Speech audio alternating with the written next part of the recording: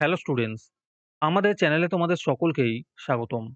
আজকের ক্লাসে আমরা ক্লাস 6 এর রায়ো মার্টিন ২০২৫ প্রশ্নবিচিত্রার ভূগোলের সেকেন্ড ইউনিট টেস্টের ৩ নম্বর মডেল সেটের প্রশ্নোত্তরগুলি করব। ভূগোলের আগের মডেল সেটগুলির প্রশ্নোত্তরের ভিডিও তোমরা যদি দেখে না থাকো, তাহলে অবশ্যই আমাদের চ্যানেলে গিয়ে দেখে নিও। নিচে ডিসক্রিপশনের লিঙ্ক আমি দিয়ে রাখলাম। আর তোমরা যদি আমাদের চ্যানেলে নতুন হয়ে থাকো, তাহলে চ্যানেলটিকে সাবস্ক্রাইব করে পাশে থাকা বেল আইকনটি অলে প্রেস করে রেখো।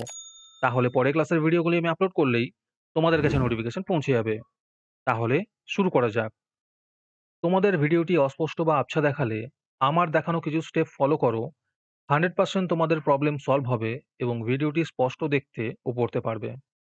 প্রথমে ভিডিওটিকে এইখানে ক্লিক করে স্টপ করবে। স্টপ করার পরে তোমরা এখানে দেখো সেটিংস এর অপশন আছে, এইখানে ক্লিক করবে।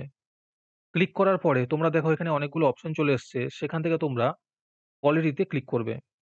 তারপরে তোমরা ক্লিক করবে অ্যাডভান্সে। অ্যাডভান্সে ক্লিক করার পরে 480 পিক্সেল, 720 পিক্সেল অথবা 1080 পিক্সেল এই তিনটের মধ্যে যে কোনো একটি ক্লিক করবে। ক্লিক করার পরে দেখবে তোমাদের ভিডিও কোয়ালিটি আগের তুলনায় অনেকটা ইমপ্রুভ হয়ে গেছে এবং তোমরাও ভালো করে দেখতে এবং পড়তে পারছো। ১ নম্বরে আছে নিচের প্রশ্নগুলির অতি সংক্ষিপ্ত উত্তর দাও। যে কোনো 10টি করতে বলেছে। ১ নম্বর প্রশ্ন হলো ক্ষুদ্রতম মহাদেশের নাম কি? এর উত্তর হবে ওশিয়ানিয়া। ২ নম্বর প্রশ্ন হলো আন্টার্কটিকার সর্বোচ্চ শৃঙ্গের নাম কি? এর উত্তর হবে ভিনসন ম্যাসিভ। ৩ নম্বর প্রশ্ন হলো সমষ্ণ রেখা কি?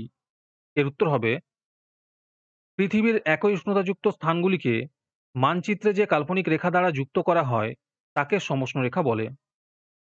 ৪ নম্বর প্রশ্ন হলো কোন স্তর থেকে বেতার তরঙ্গ প্রতিফলিত হয়ে পৃথিবীতে ফিরে আসে? এর উত্তর হবে আয়নোস্ফিয়ার স্তর থেকে। ৫ নম্বর প্রশ্ন হলো পৃথিবীর শীতলতম স্থানের নাম লেখো। এর উত্তর হবে ভস্টক। ৬ নম্বর প্রশ্ন হলো ক্রিল কি? এর উত্তর হবে উচ্চমানের প্রোটিনযুক্ত এক প্রকার লাল কুচো চিংড়ি জাতীয় সামুদ্রিক প্রাণী। ৭ নম্বর প্রশ্ন হলো ভারতে অবস্থিত মরুভূমির নাম কি? এর উত্তর হবে থর মরুভূমি। ৮ নম্বর প্রশ্ন হলো বায়ুর আর্দ্রতা মাপার যন্ত্রের নাম কি? এর উত্তর হবে হাইগ্রোমিটার। ৯ নম্বর প্রশ্ন হলো লু কি? এর উত্তর হবে গ্রীষ্মকালে এপ্রিল মে মাসে উত্তর পশ্চিম ভারতে, বিশেষত রাজস্থান, পাঞ্জাব, উত্তরপ্রদেশ প্রভৃতি অঞ্চলে পশ্চিম দিক দিয়ে অত্যাধিক উষ্ণ ও শুষ্ক বায়ু প্রবাহিত হয়। একে লু বলে। ১০ নম্বর প্রশ্ন হলো ভারতের কোথায় সিংহ দেখা যায়? এর উত্তর হবে গুজরাটের গির অরণ্যে। ১১ নম্বর প্রশ্ন হলো পৃথিবীর মধ্যে সবথেকে বেশি বৃষ্টিপাত হয় কোথায়? এর উত্তর হবে মেঘালয়ের মৌসিনরামে। তারপরে ২ নম্বরে আছে সঠিক শব্দ বেছে লেখো। ১ নম্বর প্রশ্ন হলো বায়ুর গতিবেগ মাপা হয়। এর উত্তর হবে অ্যানিমোমিটার যন্ত্র দিয়ে। ২ নম্বর প্রশ্ন হলো বৃহত্তম মহাসাগরের নাম হলো। এর উত্তর হবে প্রশান্ত মহাসাগর। ৩ নম্বর প্রশ্ন হলো আন্টার্কটিকায় মৈত্রী গবেষণা কেন্দ্রটি হলো। এর উত্তর হবে ভারতের। ৪ নম্বর প্রশ্ন হলো পৃথিবীর সবথেকে বাইরের পাতলা শক্ত আবরণকে বলে। এর উত্তর হবে ভূত্বক। ৫ নম্বর প্রশ্ন হলো পশ্চিম ভারতে প্রচণ্ড তাপপ্রবাহের সঙ্গে ধূলিঝড়ের সৃষ্টি হয় বলে একে। এর উত্তর হবে আঁধি বলে। তারপরে ৩ নম্বরে আছে বাম দিকের সঙ্গে ডান দিকের সঠিক উত্তরটি মিলিয়ে লেখো। ১ নম্বরে আছে সংরক্ষিত অরণ্য। এর উত্তর হবে কোডারমা। ২ নম্বরে আছে বন্যপ্রাণী সংরক্ষণ আইন। এর উত্তর হবে ১৯৭২ সালে। ৩ নম্বরে আছে কুইনাইন তৈরি হয়। এর উত্তর হবে সিনকোনা। ৪ নম্বরে আছে দক্ষিণ মেরুতে প্রথম মানুষ পৌঁছায়। এর উত্তর হবে ১৯১১ সালে। ৫ নম্বরে আছে রেসারপিন তৈরি হয়। এর উত্তর হবে সর্পগন্ধা। তারপরে ৪ নম্বরে আছে সঠিক শব্দের শেষে হ্যাঁ ও ভুল শব্দের শেষে না লেখো। ১ নম্বর প্রশ্ন হলো মাউন্ট এরেবাস্ট আন্টার্কটিকার জীবন্ত আগ্নেয়গিরি। এটি হ্যাঁ হবে। ২ নম্বর প্রশ্ন হলো প্রতি ১০০ মিটার উচ্চতায় ৬.৫ ডিগ্রি সেলসিয়াস হারে তাপমাত্রা কমে। এটি না হবে।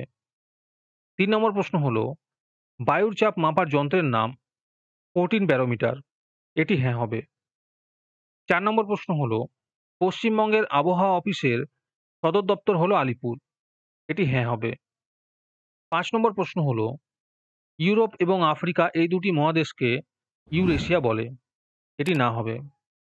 তারপরে ৫ নম্বরে আছে শূন্যস্থানে সঠিক শব্দ বসিয়ে পুনরায় লেখো। ১ নম্বর প্রশ্ন হলো পৃথিবীর দীর্ঘতম হিমবাহের নাম ড্যাশ হিমবাহ। এর উত্তর হবে ল্যাম্বার্ট হিমবাহ। ২ নম্বর প্রশ্ন হলো বৃষ্টিপাত মাপার যন্ত্রের নাম হলো ড্যাশ। এর উত্তর হবে রেন গজ। ৩ নম্বর প্রশ্ন হলো ড্যাশ রেখা ভারতকে উত্তর দক্ষিণে সমান দুভাগ করেছে। এর উত্তর হবে কর্কট ক্রান্তি রেখা। ৪ নম্বর প্রশ্ন হলো পশ্চিমঘাট পর্বতের পূর্ব ঢালে বৃষ্টি কম হয় বলে তাকে ড্যাশ অঞ্চল বলে। এর উত্তর হবে বৃষ্টির ছায়া অঞ্চল বলে।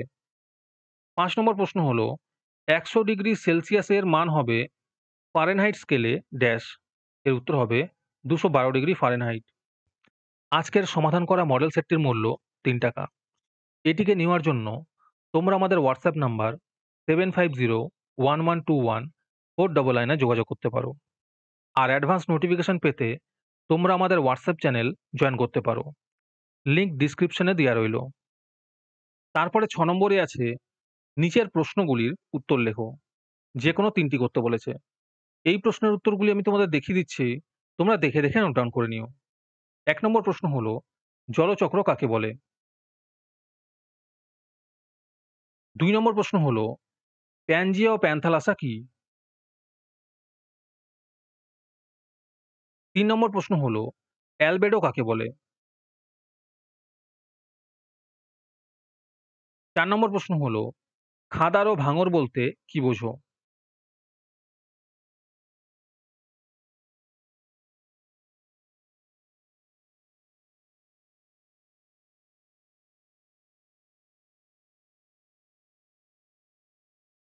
তারপরে ৭ নম্বরে আছে নিচের প্রশ্নগুলির উত্তর দাও। যে কোনো ৩টি করতে বলেছে। ১ নম্বরে আছে স্ট্র্যাটোস্ফিয়ারের টিকা লেখো। ২ নম্বর প্রশ্ন হলো আবহাওয়া ও জলবায়ুর মধ্যে পার্থক্য লেখো।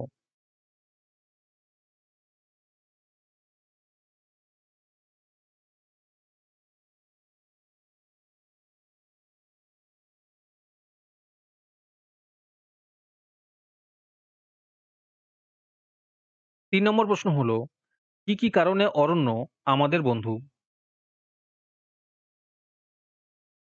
৪ নম্বর প্রশ্ন হলো বিশ্ব উষ্ণায়ন কাকে বলে? পরিবেশের ওপর এর প্রভাব কতটা?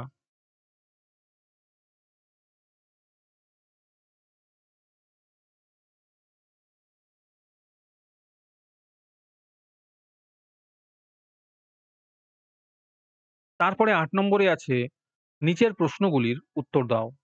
যে কোনো একটি করতে বলেছে। ১ নম্বর প্রশ্ন হলো পৃথিবীর তাপমণ্ডলকে কয়টি ভাগে ভাগ করা হয় ও কি কি? প্রত্যেক তাপমণ্ডল সম্পর্কে সংক্ষেপে লেখো।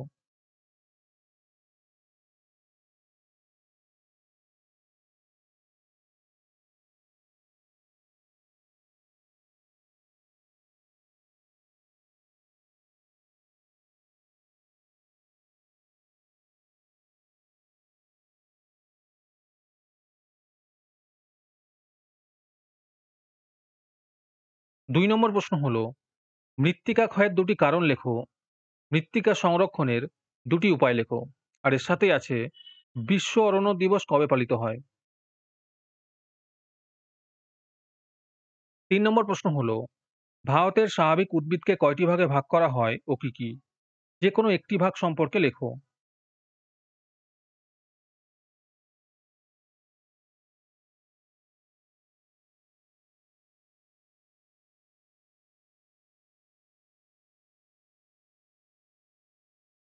আজকের ক্লাসটি তোমাদের ভালো লেগে থাকলে অবশ্যই একটি লাইক এবং বন্ধুদের কাছে শেয়ার করে দিও। পরের মডেল সেটগুলির প্রশ্নোত্তরের ভিডিও তাড়াতাড়ি পেতে আমাদের চ্যানেলটি সাবস্ক্রাইব করে রেখো। তাহলে দেখা হচ্ছে পরের ক্লাসে।